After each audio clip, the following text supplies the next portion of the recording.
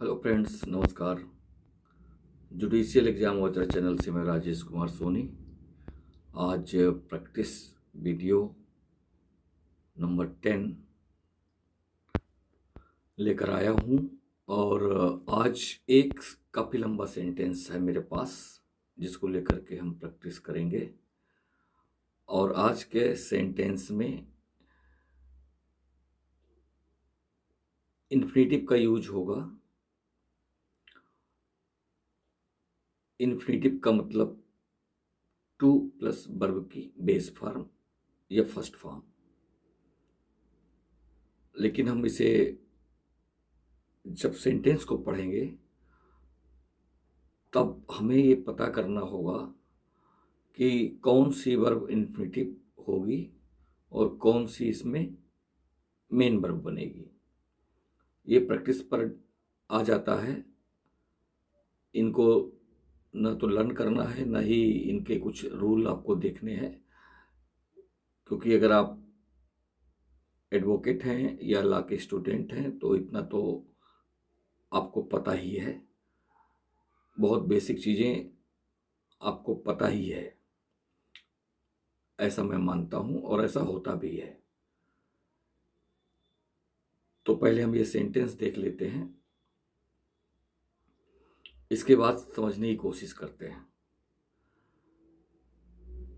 प्रत्येक मंत्री और राज्य के महाधिवक्ता को यह अधिकार होगा कि वह उस राज्य की विधानसभा में या विधान परिषद वाले राज्य की दशा में दोनों सदनों में बोले और उनकी कार्यवाहियों में अन्यथा भाग ले, और विधानमंडल की किसी समिति में जिसमें उसका नाम सदस्य के रूप में दिया गया है बोले और उनकी कार्यवाहियों में अन्यथा भाग ले, किंतु इस अनुच्छेद के आधार पर वह मत देने का हकदार नहीं होगा।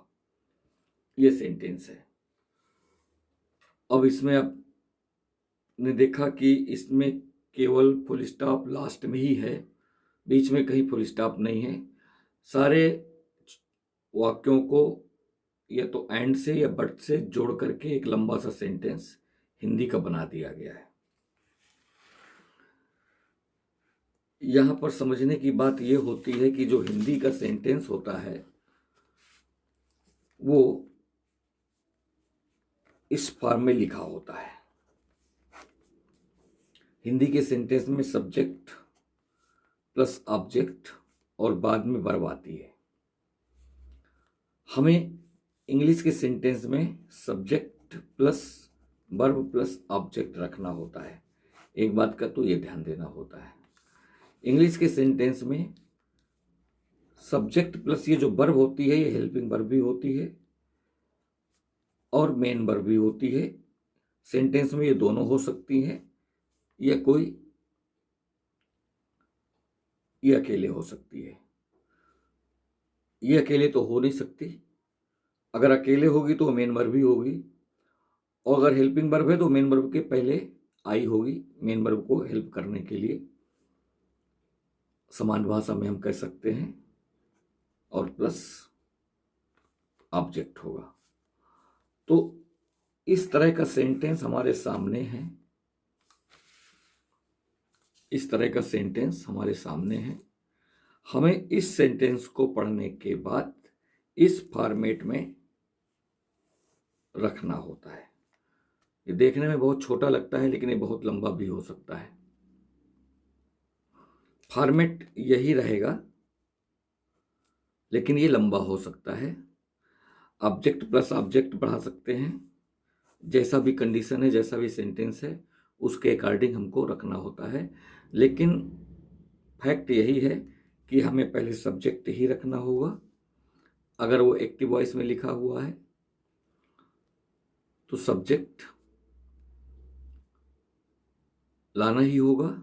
उसके बाद हमें ये जो प्रेडिकेट पार्ट है जिसके अंदर सारी ग्रामर होती है, उसको इसके अकॉर्डिंग रखना होगा। अब आप देखेंगे कि अगर हम आम बोलचाल की भाषा में बात करें तो किसी भी सेंटेंस के काल या समय की जो पहचान होती है वो क्रिया के साथ जुड़ी होती है। इसीलिए हिंदी के सेंटेंस में वो पहचान आखिरी में आती है, क्योंकि वर्ब आखिरी में आता है। जैसे अगर हम लिखना चाहें, बहुत समान सी बात,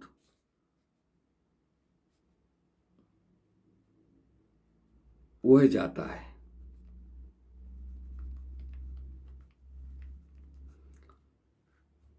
अब चूंकि इसमें कर्म नहीं है, इसमें सब्जेक्ट और वर्ब है, तो हम लिख देंगे ही गोज। लेकिन मैं ये बताना चाहता हूं कि जो पहचान है वो एक्शन वर्ड यानी कि क्रिया में ही जुड़ा होता है। ता है, ती है, ये जो सामान्य पहचान है वो जुड़ी होती है। अब हम इसको लिख दें, वह स्कूल जाता है, तो ही गोज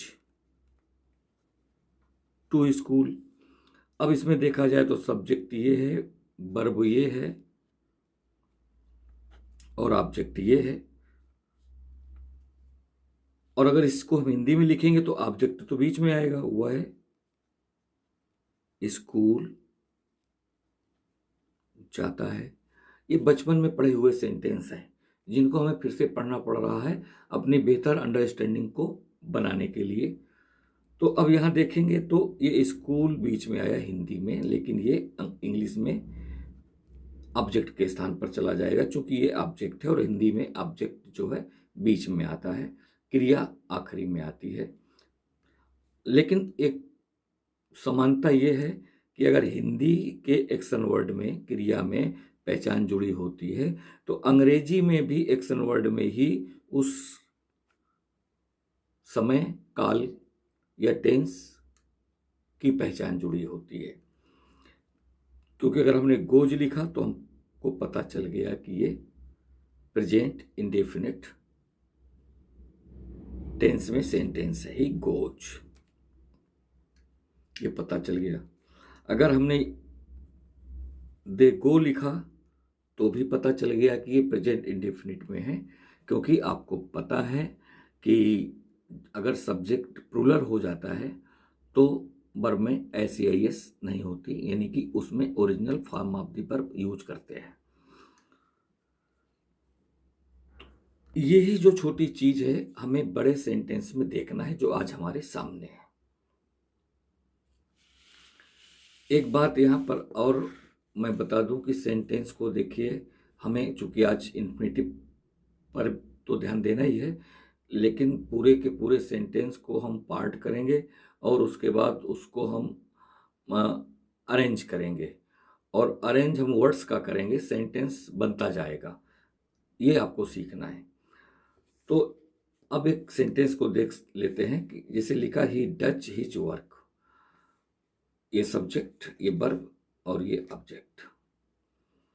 अब ही डच हिज वर्क, अब यहां पर ये मेन वर्ब है, ये मेन वर्ब है। अगर हमने इसी को लिखा he does not do his work, तो यहां पर ये हेल्पिंग वर्ब होगी डज नॉट, यानी कि डज नॉट यहां हेल्पिंग वर्ब होगी, और जो ये डू है ये मेन वर्ब होगी। अब है तो ये प्रेजेंट इंडेफिनिट टेंस में, लेकिन जब हम मेन वर्ब डू को as a main verb use करेंगे तो वो सब्जेक्ट के अकॉर्डिंग चेंज होकर के डच बन जाएगी, और डू यहाँ मेन वर्ब है। चूंकि इसको हेल्प करने के लिए यहाँ पर प्रेजेंट इंडेफिनिट टेंस के जो सिंपल सेंटेंसेस होते हैं उसमें कोई हेल्पिंग वर्ब यूज होती ही नहीं है।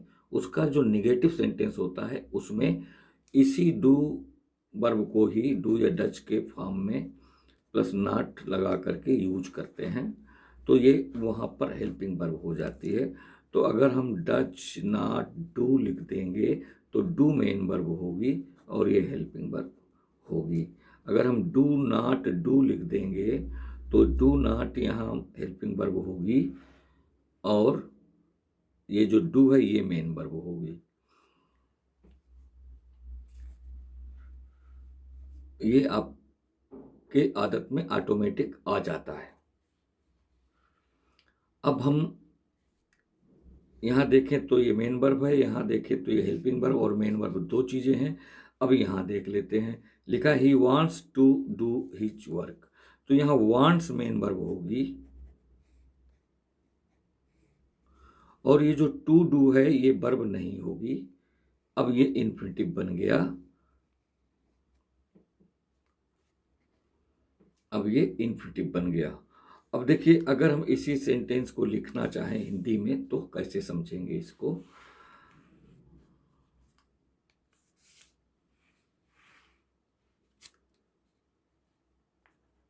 वो है अपना काम करना चाहता है। अब सिंपल सी बात है, यहां पर दो वर्ब हैं, एक तो करना, दूसरा चाहना। सब्जेक्ट ये है और हिंदी में जिस भी एक्शन वर्ड में या क्रिया शब्द में कोई पहचान जुड़ जाती है तो वो मेन वर्ब होती है। तो यहाँ चाहता में पहचान जुड़ी है, ता है, ती है, तो ये मेन वर्ब होगी। तो फिर ये क्या होगी, तो जब इस तरह दो वर्ब एक साथ आती हैं तो जो टेंस के अकॉर्डिंग आती है, जो समय काल के अनुसार वर्ब आती है, वो तो मुख्य क्रिया होती है। और जो क्रिया इसके अलावा आती है या उसके साथ आती है वो क्रिया यानी कि एक्शन वर्ड यानी कि वर्ब इन्फिनिटिव कहलाता है। इन्फिनिटिव कहलाता है और इन्फिनिटिव का मतलब होता है टू प्लस V1 या बेस फॉर्म। तो इसका मतलब हुआ कि ये तो मेन वर्ब है और टेंस के अकॉर्डिंग जाएगी, लेकिन ये जो वर्ब है जिसमें ना लगा हुआ है ये इन्फिनिटिव बनेगी और टू प्लस वर्ब यानी कि डू माने करना, तो टू डू होगा। तो he wants to do his work, subject हो गया, ये मेन वर्ब हो गई और ये इन्फिनिटिव हो गया। इन्फिनिटिव पर टेंस का कोई प्रभाव नहीं पड़ता है। कोई भी टेंस हो, कुछ भी हो, अगर आप इन्फिनिटिव यूज कर रहे हैं तो टू प्लस वर्ब ही रखेंगे इन्फिनिटिव के रूप में। उसके पहले आने वाली वर्ब यानी कि उस वाक्य के मुख्य क्रिया में ही टेंस का प्रभाव दिखेगा या प्रभाव पड़ेगा, यानी कि मुख्य क्रिया से ही हमें उस एक्शन के समय का पता चल पाएगा, उसके स्टेट का पता चल पाएगा। समय और स्टेट यानी कि टाइम एंड स्टेट दोनों पता चल जाते हैं उससे, कब वो एक्शन हुआ और उसका स्टेटस क्या है, कितना हुआ, या कंटिन्यू है या परफेक्ट है या वो परफेक्ट कंटिन्यूअस है, क्या जो स्टेटस, चार स्टेटस होते हैं वो भी हमें यहीं से पता चल जाते हैं। तो ये सब्जेक्ट हुआ, ये मेन वर्ब हुई, ये इन्फिनिटिव हुआ और ये ऑब्जेक्ट हुआ हिज वर्क। एक सेंटेंस और समझते हैं क्योंकि अभी हमें बनाना है एक लंबा सेंटेंस, तो यहाँ पर ये जो छोटी छोटी बातें क्लियर हो जाएंगी वहाँ आपको मदद करेंगी। अब लिखा है मैंने, I want to have this novel, I want to have this novel. अब यहाँ पर भी देख लीजिए, चूंकि ये ही था इसलिए वांट्स आ गया। अब यहाँ आई है, ये फर्स्ट पर्सन प्लूरल नंबर कहलाता है, इसलिए इसके साथ ICIS नहीं लगती, टेंस वही है, तो आई वांट आ गया। अब ये यहाँ मेन वर्ब हुआ वांट और हमने लिखा टू हैव। अब टू प्लस वर्ब का फर्स्ट फॉर्म हमने लिख दिया टू हैव, ये इन्फिनिटिव बन गया। है माने रखना होता है। अगर एक हिंदी में इसको बोलेंगे तो मैं यह नावल रखना चाहता हूँ, तो यहाँ पर भी ना आ गया, यानी कि टेंस का जो समय का काल का जो प्रभाव है या पहचान है वो इसके साथ है, ना कि इसके साथ। तो ऐसे भी इन्फिनेटिव में जो टू वाले इन्फिनेटिव होते हैं हिंदी में, खासतौर से वो जो उस वर्ड में ना ज़्यादातर आता है। तो यहाँ पर हमने टू हैव कर दिया, रखना चाहता हूँ। तो रखना और चाहना दो क्रियाएं हैं। तो हैव माने तो रखना हो गया, पता चल गया। और हैव हमेशा पोजीशन के सेंस में आता है, और यहाँ पर भी पोजीशन के सेंस में है, क्योंकि मैं उस नावल का पोजीशन चाहता हूँ, इसलिए मैंने कहा टू हैव। अब इसी चीज को एक बार और देखते हैं दूसरे सेंटेंस के हिसाब से। They have the right to travel. वे भ्रमण करने का अधिकार रखते हैं। दे हैव रखते हैं, जहां कहीं पोजीशन आएगा, अपना अधिकार आएगा, वहां हैव वर्ब यूज होती है। तो they have the right to travel. अब यहां हैव मेन वर्ब है, यहां हैव इन्फिनेटिव है। इन्फिनेटिव वर्ब नहीं होता।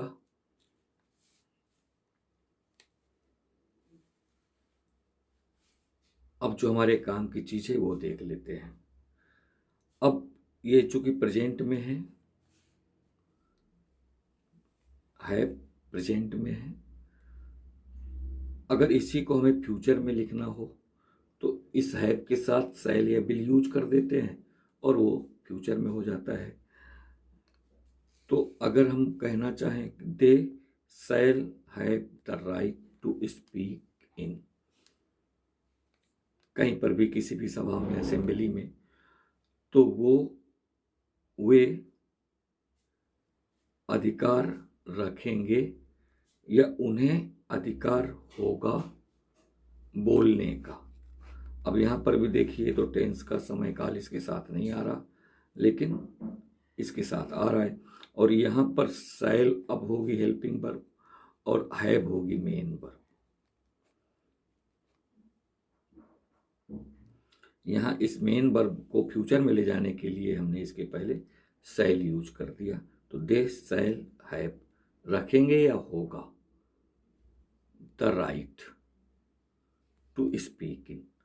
तो इस तरह से हम वर्ड्स के प्लेस को समझ सकते हैं कि, और जो वर्ड है उसके नेचर को समझ सकते हैं। और जब आप प्लेस और नेचर को समझ जाएंगे तो आप अरेंज करना आपको आसान लगने लगेगा। तो चलिए देख लेते हैं, जरा इसको भी समझते हैं। अब यहाँ पर हम इस लंबे सेंटेंस को पहले तो दो पार्ट में लेते हैं। प्रत्येक मंत्री और राज्य के महाधिवक्ता को यह अधिकार होगा कि वह उस राज्य की विधानसभा में या विधान परिषद वाले राज्य की दशा में, दोनों शब्दों में, जहां दो सदन है वहां दोनों शब्दों में बोले और उनकी कार्यवाहियों में अन्यथा भाग ले। तो यहाँ पर हमें सबसे पहले सब्जेक्ट पता चल गया कि प्रत्येक मंत्री और राज्य के महाधिवक्ता यही काम कर रहे हैं, काहे इन्हीं के पास अधिकार है और ये दो काम करेंगे। दो काम का अधिकार है इनके पास, पहला तो बोलने का और दूसरा कार्रवाई में भाग लेने का। तो अभी जो ये सेंटेंस है ये सब्जेक्ट के बाद सीधे कर्म आ रहा है, फिर बाद में वर्ब आ रही है। आपको जब अंग्रेजी में चेंज करना है तो सब्जेक्ट के बाद जो बाद में वर्ब रखी है उसको पहले लाना है और जो पहले कर्म रखा है उसको बाद में ले जाना है। तो इस तरह से हम इसको करने की कोशिश करते हैं। तो हम प्रत्येक मंत्री और राज्य के महाधिवक्ता को लिखेंगे एवरी मिनिस्टर।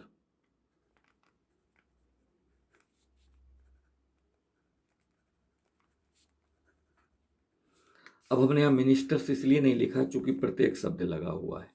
तो प्रत्येक मंत्री, और अगर इंग्लिश में एवरी आता है तो उसके बाद में हमेशा जो भी नाउन आएगी वो सिंगुलर ही लिखेंगे, प्लूरल नहीं लिखेंगे।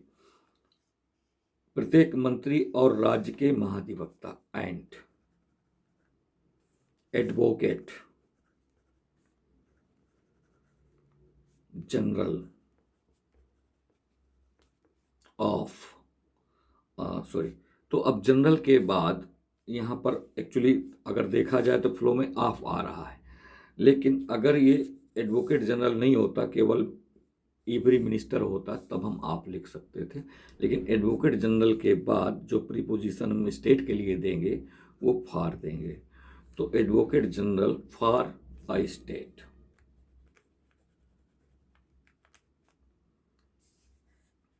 For a state.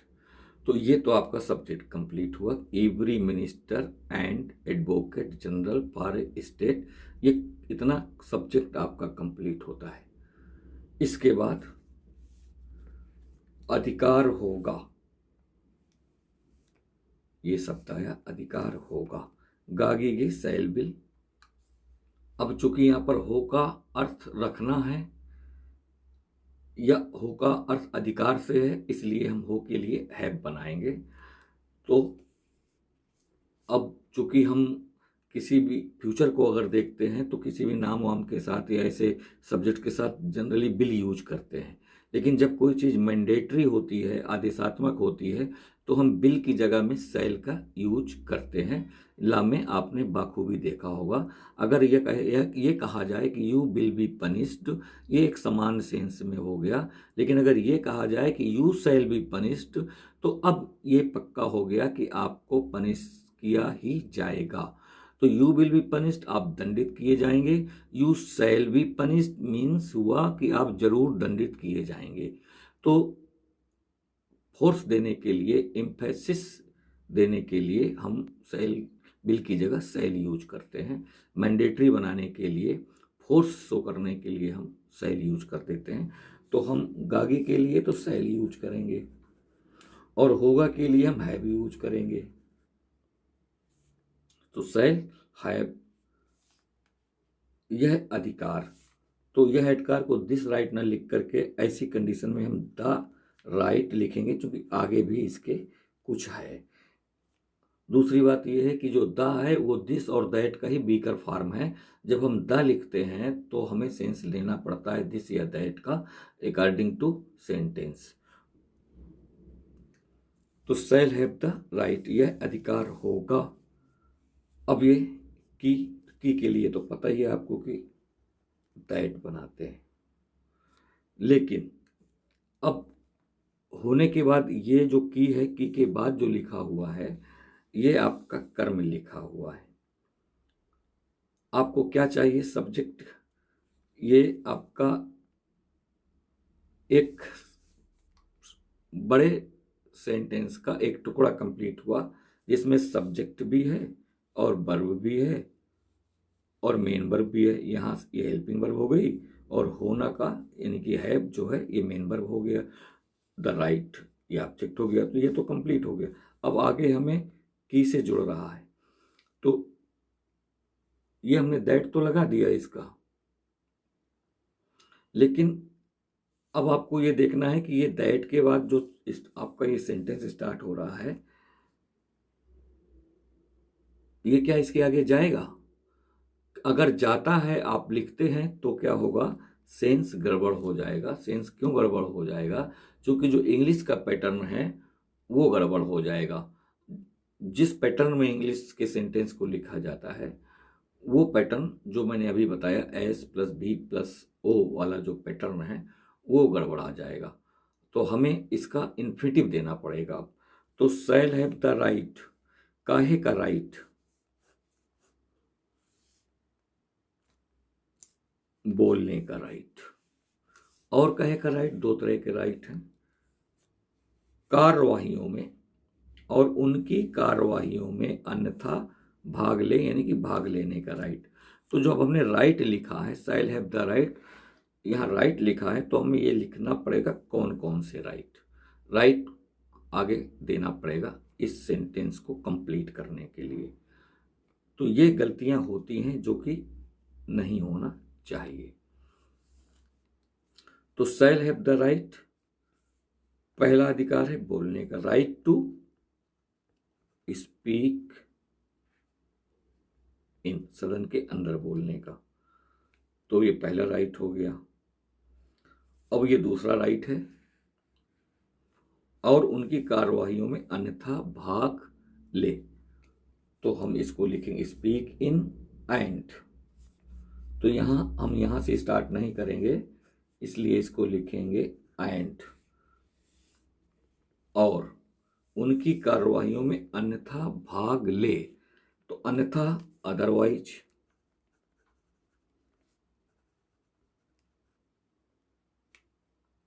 अन्यथा अदरवाइज,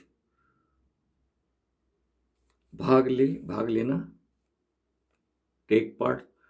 तो क्योंकि सब्जेक्ट हमारे पास ये यहाँ पर वाक्य कंप्लीट है, तो टू के बाद जितने भी हम इसके राइट जोड़ेंगे, एक्शन जोड़ेंगे, वो सब राइट के बाद टू टू लगा करके ही जोड़ते जाएंगे, आप कितने भी जोड़ना है तो to speak in and otherwise to take part, to take part, कहाँ, किसमें, take part in the proceedings. Proceedings के बाद में हमको ऑफ लगाना होता है, ये इसके बाद का प्रीपोजिशन है। जैसे इन्फिनिटिव बनाने के लिए टू लगाना होता है, तो यहाँ पर और उनकी कार्यवाहियों में अन्यथा भाग ले, तो to take part in the proceedings of, कहाँ, द विधानसभा में, या अब ये आपका ये शुरू हो गया, वो है उस राज्य की विधानसभा में। तो अब इसको अरेंज करेंगे तो उस राज्य लास्ट में आएगा, पहले लिखेंगे विधानसभा में, तो of the proceeding of the legislative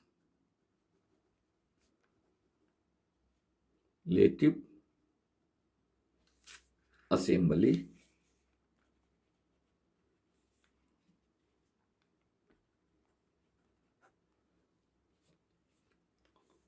यह लगा है। तो लेजिस्लेटिव उस राज्य की, legislative assembly of the state. अब देखिए उस राज्य के लिए यहां पर द यूज करना है, दैट स्टेट भी आप लिख सकते हैं, लेकिन वो ट्रांसलेशन की दृष्टि से उतना अच्छा नहीं माना जाएगा, क्योंकि द, दिस और दैट की बीकर फॉर्म है। तो हमें ये देख लेना होता है कि यहाँ पर द लगाना उचित होगा या दैट लगाना उचित होगा। दैट एकदम पर्टिकुलर सेंस में ही यूज करते हैं, जहाँ डिफिनिट कोई चीज है, स्पष्ट किया गया है, तो वहाँ हम द लिख सकते हैं, क्योंकि द एक डिफिनिट आर्टिकल होता है। तो डिफिनिट चीज़ों को बताने के लिए हम दिस और दैट की जगह द यूज कर देते हैं। तो असेंबली ऑफ द स्टेट, उस राज्य की विधानसभा में। अब आप कहेंगे वह क्यों नहीं बनाया, तो ये वह कौन है, ये है। तो हम सब्जेक्ट लिख चुके हैं एक बार, यही चीज यहां समझाना था कि सब्जेक्ट हम लिख चुके हैं, ये वह ये है, इसीलिए हमने इन्फिनिटिव से शुरू किया, and otherwise to take part. और अगर यहाँ पर वह शब्द यूज किया गया है, अगर हमें वह की इंग्लिश बनानी ही पड़ती तो हम यहाँ इसको ही नहीं बना सकते थे, क्योंकि ये जो वह शब्द आया है वो इन प्रत्येक मंत्री और राज्य के महाधिवक्ता के लिए आया है। तो यहाँ चूंकि प्रत्येक लगा इसलिए यहाँ यहाँ वह तो आ गया हिंदी में, लेकिन अगर इंग्लिश में जाते तो फिर ये तो दो है ना, या ज़्यादा है ना, मंत्रियों की भी बात है और महाधिवक्ताओं की बात है, तो हम यहाँ उसके लिए दे बनाते। तो इससे बेहतर है कि इससे बचने के लिए कि वह के लिए ही दे या कुछ भी है, हम एक बार जब सब्जेक्ट लिख चुके हैं और सेंटेंस एक ही है, टूट नहीं रहा, तो हमें दोबारा उस सब्जेक्ट को लिखने की ज़रूरत नहीं पड़ती। एक ही सेंटेंस में एक ही सब्जेक्ट को दोबारा लिखने की ज़रूरत नहीं पड़ती है। तो हमने ये समझ लिया कि यहाँ वह हमने नहीं लिखा, हमने सीधे एंड लगा करके otherwise to take part in the proceedings of the legislative assembly of the state, ना कि दैट स्टेट। अगर आप दैट स्टेट लिखते हैं तो आप सोचेंगे गलत होगा, तो गलत तो नहीं होगा, आप लिख सकते हैं, लेकिन वो ट्रांसलेशन की दृष्टि से एकदम एक्यूरेट या एकदम रीजनेबल परीक्षक नहीं मानते हैं जिनसे हमें नंबर लेना है।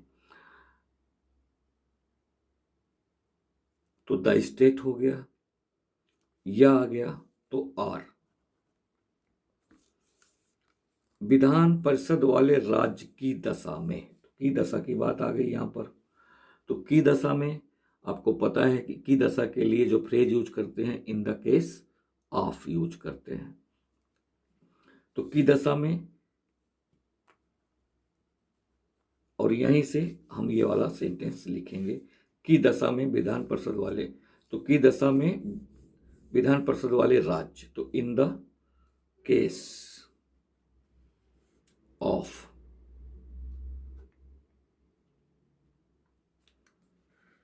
in the case of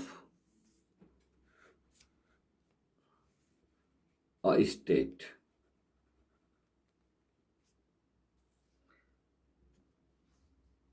और ये कैसा राज्य है जिसके पास विधान परिषद भी है और विधान सभा भी है।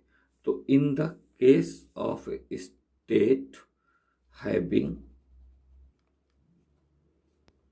लेजिस्लेटिव काउंसिल,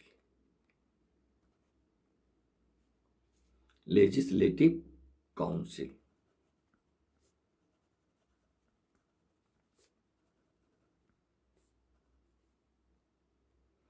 लेजिस्लेटिव काउंसिल,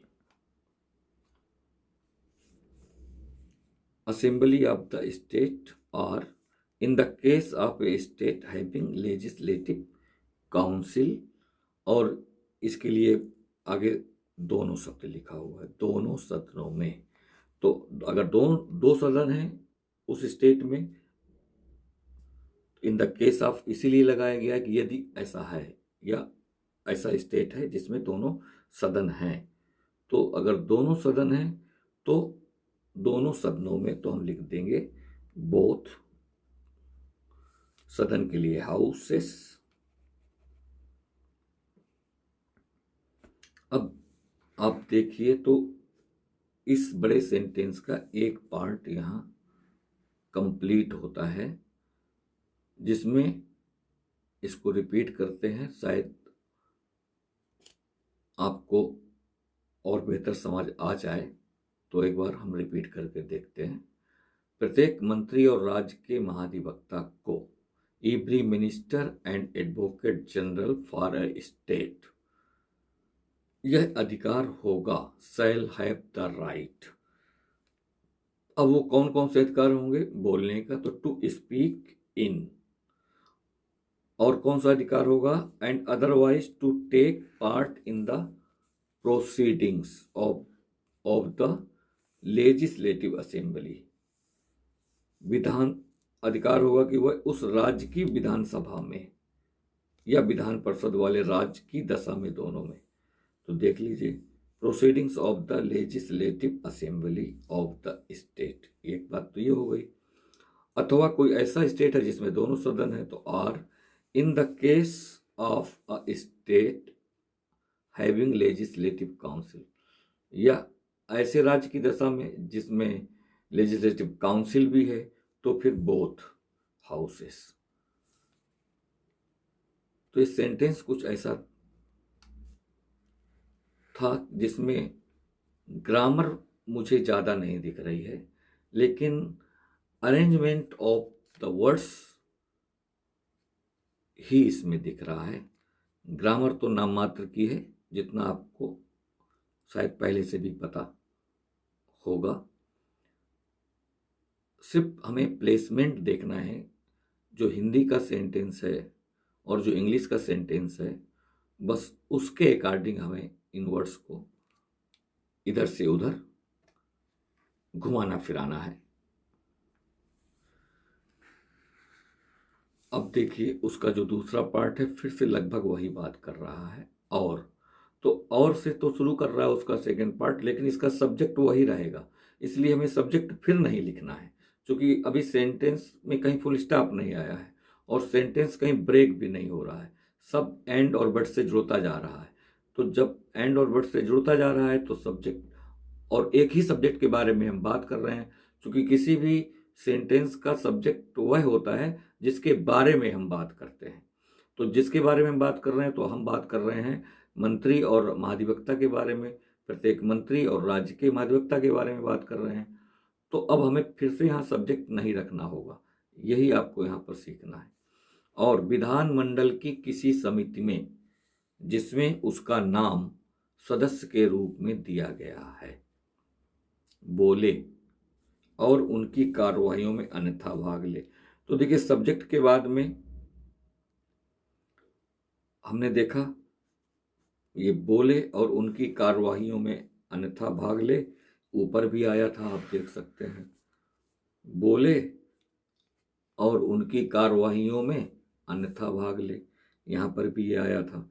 और इसका मतलब है कि जो सब्जेक्ट है या उसका जो every minister and advocate general of every minister and advocate general for a state shall have the right, तो यहाँ तक आपको दोबारा लिखना ही नहीं है, क्योंकि आपको इन्फिनिटिव से ही आगे मिल रहा है। बोले, कार्रवाइयों में भाग ले, ये सब इन्फिनिटिव के ही लक्षण हैं। तो हम एंड से जोड़ेंगे और एंड से जोड़ेंगे। अब और के बाद में ये जो रखा हुआ है, ये सारा का सारा हम कह सकते हैं कि ये ऑब्जेक्ट हैं या कॉम्प्लीमेंट हैं उस सेंटेंस के। हमें इनको बाद में ही रखना होगा, ये चूँकि उसके बाद में हमको इन्फिनिटिव रखना होगा।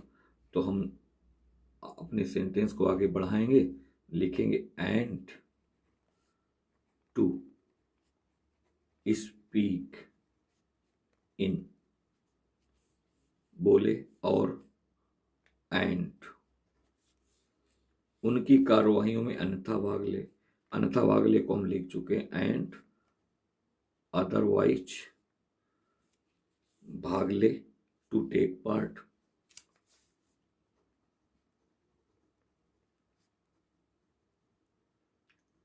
टेक पार्ट काहे में? इन द प्रोसीडिंग्स, उनकी कार्यवाहियों में। टेक पार्ट इन द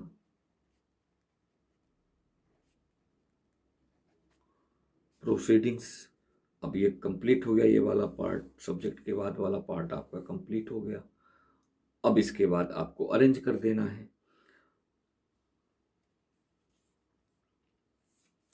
विधानमंडल की किसी समिति में जिसमें उनका नाम सदस्य के रूप में हो, तो किसी समिति, विधानमंडल की किसी समिति में, any committee of the legislative, लिखिए,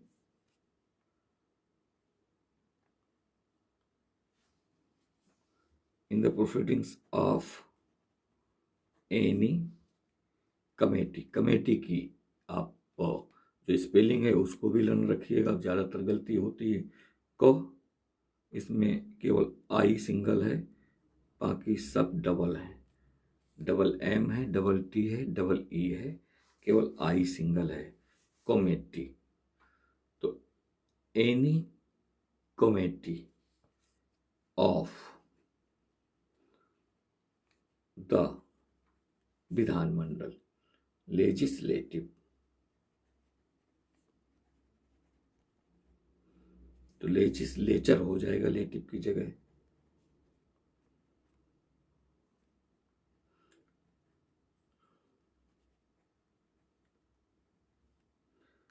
लेजिस्लेचर, जिसमें, अब जिसमें को बनाना है तो लेजिस any committee of the legislature of which, ये जिसमें की स्पेलिंग हो गई,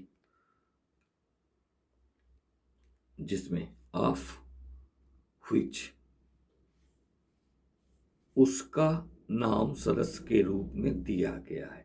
अब यहां पर देखिए उसने अपना नाम खुद नहीं लिखवाया बल्कि किसी ने उसका नाम दिया है, तो ऐसी कंडीशन में ये पैसिव वॉइस हो जाता है जब जिसके बारे में हम बात कर रहे हैं यानी कि सब्जेक्ट, और जब वह खुद कोई काम नहीं करता है और सब उसके लिए कोई दूसरा काम करता है तो फिर वह ऐसा सब्जेक्ट पैसिव हो जाता है। तो हम यहां लिखेंगे ऑफ व्हिच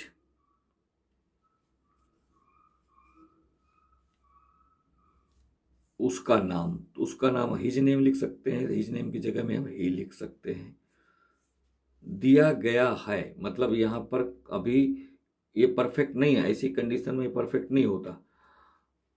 अगर दिया गया है तो ही, और अगर नहीं दिया गया तो नहीं। तो अब यहां पर यही कंडीशन है कि उसने कहा कि विधानमंडल की किसी समिति में जिसमें उसका नाम सदस्य के रूप में दिया गया है बोले, अगर नहीं दिया गया तो फिर वो नहीं बोलेगा, उनकी कार्रवाइयों में भाग नहीं लेगा। तो अब ये तो पक्का है नहीं है, तो अगर इस तरह लिखा है कि इस सेंस में दिया गया है लिखा है, तो यहाँ पर दिया गया के लिए हैज बीन हैव बीन ना बना करके मे बी बनाते हैं, क्योंकि यहाँ कुछ भी डेफिनेट है नहीं। तो ही मे बी,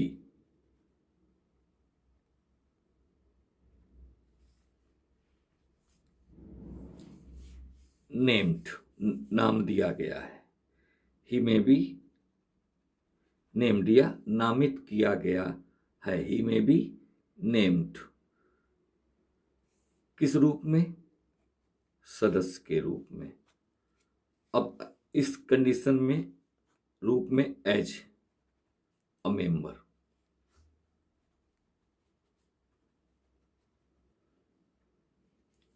सदस्य के रूप में एज ए मेंबर। अब यहां मे का कोई मतलब नहीं है, मे तो इसी के अंदर हो गया, ये पूरा एज ही हो गया, तो एज ए मेंबर।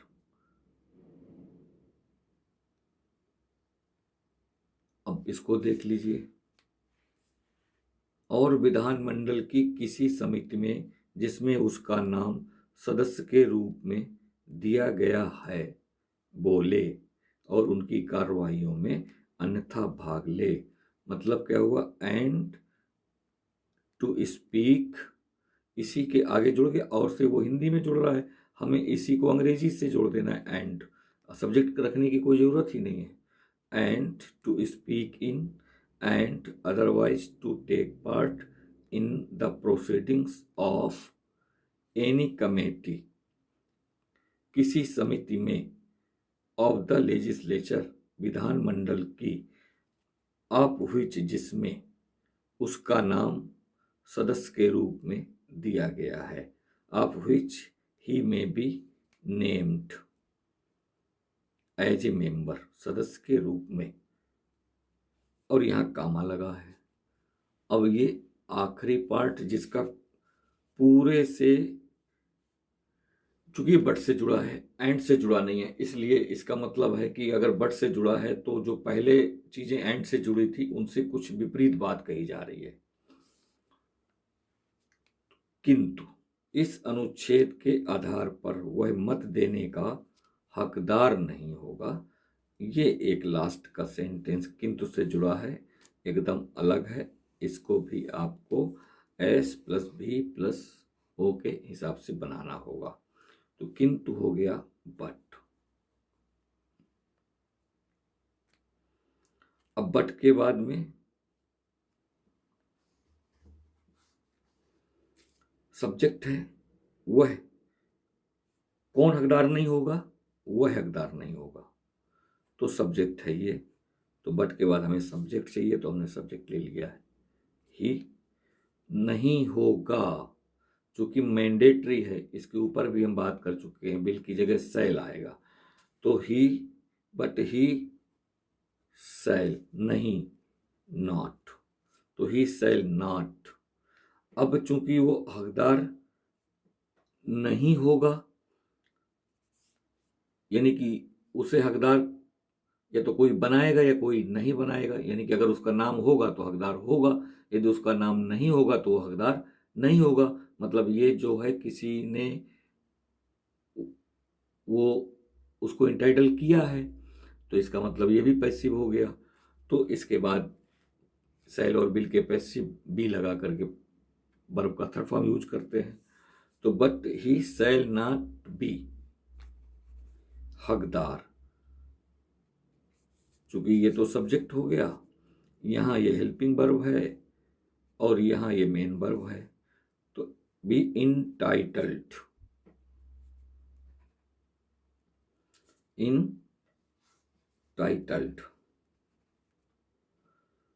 तो but he shall not be entitled, वह मत, इंटाइटल के बाद में मत देने का, तो अब ये भी इन्फिनिटिव बन गया, टू बोट, तो हमने बोट लिख दिया। तो वह हकदार नहीं होगा मत देने का, he shall not be entitled to vote, इस अनुच्छेद के आधार पर। तो ये इस तरह जब होता है तो हम बाई वर्चू ऑफ बोला करते हैं इस आधार की अंग्रेजी के लिए। तो by virtue of this article, तो के आधार पर तो बाई वर्चू ऑफ हो गया इस अनुच्छेद के, तो by virtue of this article.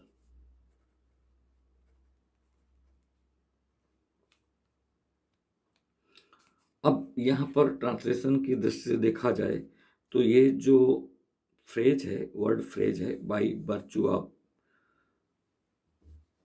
This article, इसको हम शैल नॉट के बाद कामा लगा के लिख सकते हैं और यहाँ कामा लगा के इसको खत्म कर देंगे, यानी कैसे लिख सकते हैं, he shall not by virtue of this article be entitled to vote, ऐसे भी लिख सकते हैं। लेकिन आसान रहेगा कि ऐसे आप लिख सकते, लिख दें। तो इस तरह से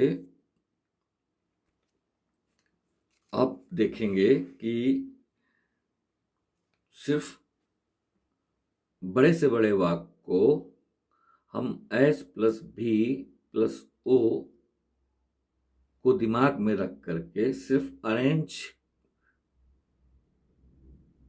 देखें, सेंटेंस में जितने भी क्लाजेज हैं उन क्लाजों के अरेंजमेंट को देखें, उनके प्लेस को देखें कि वो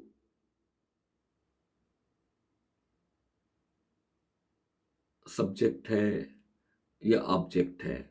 क्योंकि वर्ब तो दिख ही जाएगी, वो तो एक्शन वर्ड है। बाकी उस वर्ब को सबसे पहले देख करके ये पता करें कि ये जो एक्शन वर्ड है, इस एक्शन वर्ड में जो भी एक्शन हो रहा है उसको कर कौन रहा है, और इसके बाद उस एक्शन का प्रभाव जो कर रहा है व्यक्ति, उस एक्शन का प्रभाव किस पर पड़ रहा है, किस पर जा रहा है। तो जिस पर जा रहा है उसको सबसे बाद में रखना है, जो उस एक्शन को कर रहा है उसे सबसे पहले लेना है, और जो कुछ वो कर रहा है उसको बीच में दोनों के रखना है। इनके रखने के तरीकों को आपको प्रैक्टिस कर करके समझना है। तो इसमें कोई भी लंबा सेंटेंस पढ़ने के साथ साथ, एक बार दो बार पढ़ने के साथ, उसमें अंडरलाइन अगर आप करते जा रहे हैं, उसमें मार्किंग करते जा रहे हैं, तो आपको ट्रांसलेशन करना आसान लगेगा और आपकी प्रैक्टिस भी अच्छी हो जाएगी। तो इस तरह से ये प्रैक्टिस का मेरी तरफ से एक प्रयास है और मैं कोशिश करूँगा कि आप मेरे साथ इस तरह की प्रैक्टिस करते रहें। वीडियो में बिल्कुल ओरिजिनल इसलिए देता हूँ कि जैसे मैं पढ़ता हूँ, जैसे मैंने प्रैक्टिस करी है और जैसे मैं प्रैक्टिस अभी भी करता रहता हूँ, बिल्कुल वही चीज़ें और उसी तरह से उतने ही आराम से आपको वीडियो के माध्यम से आप तक पहुँचाता हूँ। तो ये वीडियो कैसा लगा कमेंट ज़रूर करिएगा, और अगर ये चैनल में आपको विजिट करने के बाद ठीक लग रहा है कि चलो भाई इससे कुछ मुझे हेल्प मिलेगी, तो चैनल को सब्सक्राइब करना ना भूलिएगा, लाइक भी कर दीजिएगा, क्योंकि मैं आपके लिए थोड़ी बहुत तो मेहनत कर ही रहा हूँ। Thank you.